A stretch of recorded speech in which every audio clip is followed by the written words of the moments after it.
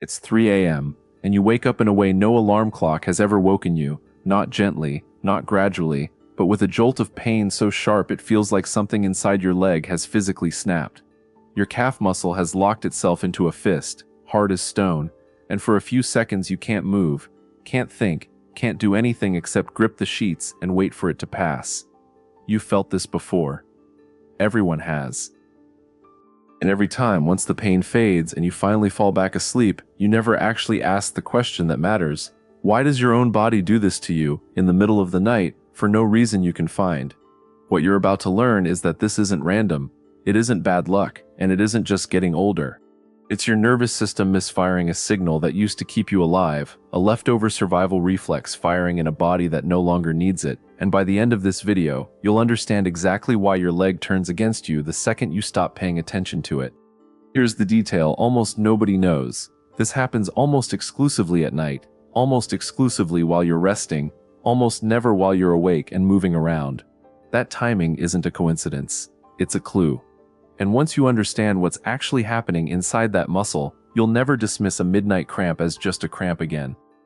You spend your entire day trusting your muscles without thinking about it once. You walk, you climb stairs, you carry groceries, you sit cross-legged on the floor for an hour without a second thought, and your calves, your feet, your hamstrings simply do their job in total silence. That silence is the deal your body makes with you. Muscles work, you don't notice them, everyone's happy. But somewhere between the moment you fall asleep and the moment you wake up gasping, that deal quietly breaks. And it breaks specifically in the muscle groups you use the most and think about the least. The calves, the arches of your feet, sometimes the thighs, almost always the lower half of your body, almost always sometime between midnight and early morning. You've probably noticed you're more likely to cramp after a long day on your feet, or after a workout you didn't stretch out properly, or during a stretch of days where you didn't drink enough water. You brushed all of that off as normal, ordinary cause and effect, and in a narrow sense, you were right. But here's what you never asked. Why does the cramp wait? Why doesn't your calf seize up while you're still standing at the kitchen counter, fully awake, fully able to shake it out immediately? Why does it choose the one moment you're most defenseless, most still, most unable to react quickly, the middle of a deep sleep cycle, when your entire nervous system has quietly stood down? That question is where this story actually starts. Because a muscle doesn't just decide to cramp on its own. Something has to tell it to.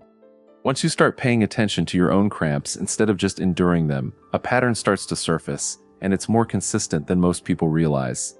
It happens more after intense physical activity, especially activity your body isn't used to. The first long run of the season, the day you finally rearrange the furniture, the hike that went longer than planned. It happens more when you're dehydrated, more in hot weather when you've sweated out more fluid than you replaced, more if you've been sitting or lying in an awkward position for hours without shifting.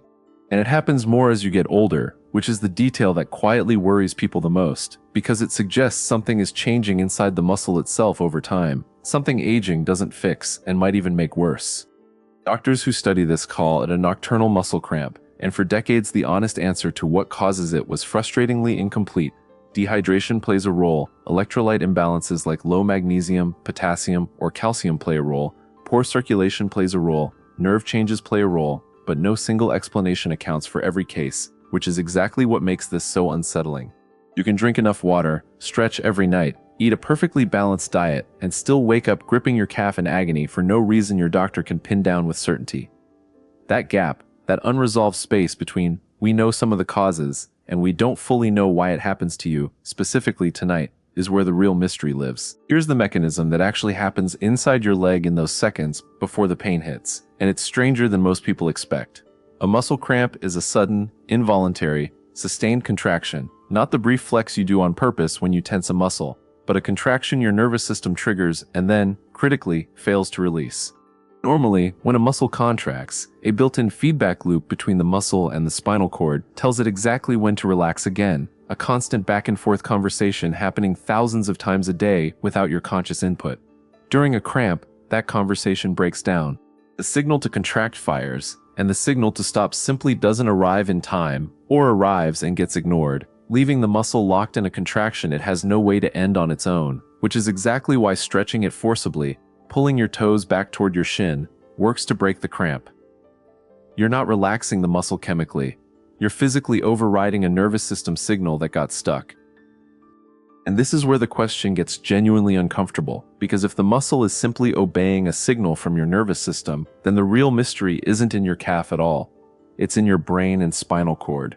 Something up there is sending a contraction order in the middle of the night, while you're still, while you're relaxed, while there's no obvious physical reason for that muscle to fire at all, and researchers studying motor neuron behavior during sleep have found that this misfiring becomes dramatically more likely the moment a muscle sits in a shortened position for too long, like your foot pointing downward under a blanket for hours, toes drooping, calf gently shortened the entire night without you ever adjusting it. This is where the story stops being about hydration and stretching and starts becoming something much older, much stranger, and honestly, much more interesting than anything your doctor probably told you. Some researchers who study the evolutionary roots of motor reflexes argue that this misfiring isn't a flaw in an otherwise perfect system. It's a side effect of a protective reflex that used to matter enormously and now, in a body lying safely in a bed, has almost nothing useful left to do.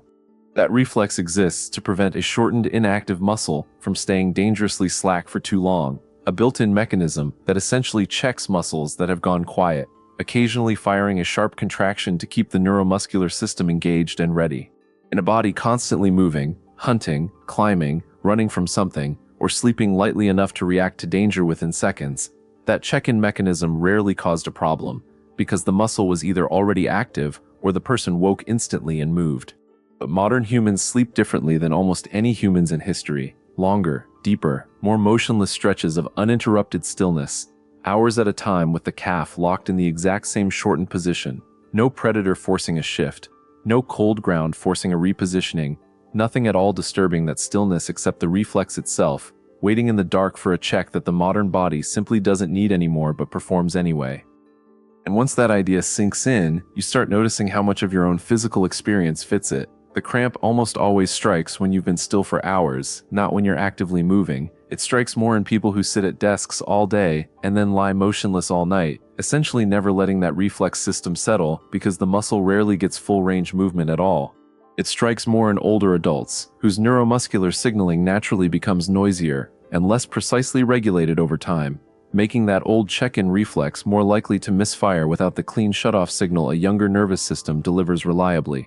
Every ordinary detail you dismissed as coincidence, the timing, the stillness, the position, the age pattern, actually points toward the same underlying story. A reflex built for a body that moved constantly, still running quietly inside a body that, for the first time in human history, barely moves at all while it sleeps. So here's where this lands, and it's not the tidy explanation you probably expected when you pressed play. That sharp, violent contraction ripping through your calf at 3 a.m. is not a malfunction in the sense of something being broken. It's an old system, built for a body in constant motion, running a maintenance check on a body that has learned to lie almost perfectly still for 8 hours at a time. Something no human, before the last few centuries of soft mattresses and safe, predator-free bedrooms ever really did. The cramp isn't punishing you. It's not a warning about your health, in most cases, and it's not a sign that something is failing inside you. It's a leftover instinct with nowhere useful left to go, firing into a silence it was never designed to encounter, in a body that stopped needing it long before it stopped happening.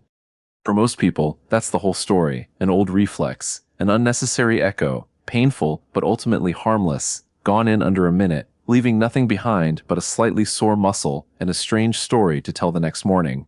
But for some people, the frequency increases, the pattern worsens, and it becomes a signal worth paying closer attention to, because persistent nightly cramping can sometimes point towards something else happening in the body: nerve compression, circulation issues, a mineral deficiency, or a medication side effect, worth discussing with a doctor rather than dismissing as just another midnight inconvenience. The difference between an old harmless reflex and a real underlying signal isn't always obvious from the inside, which is exactly why it's worth listening to your body instead of just waiting out the pain and going back to sleep. Next time it happens, in that half second before the panic sets in, try to remember what's actually occurring. Nothing is broken. Nothing is failing. Somewhere deep in your nervous system, a signal built for a version of you that never stopped moving just realized you've been still for a very long time, and it doesn't know, not yet, that it doesn't need to check anymore. If this changed the way you'll think about your next midnight cramp, subscribe. There's a lot more hidden in plain sight like this. And down in the comments, tell Tell me, does your cramp always hit the same leg, or does it move around? Because the answer might reveal more than you think. This video covers general physiological information and is not a substitute for medical advice. If you experience frequent or severe cramping, it's worth talking to a doctor.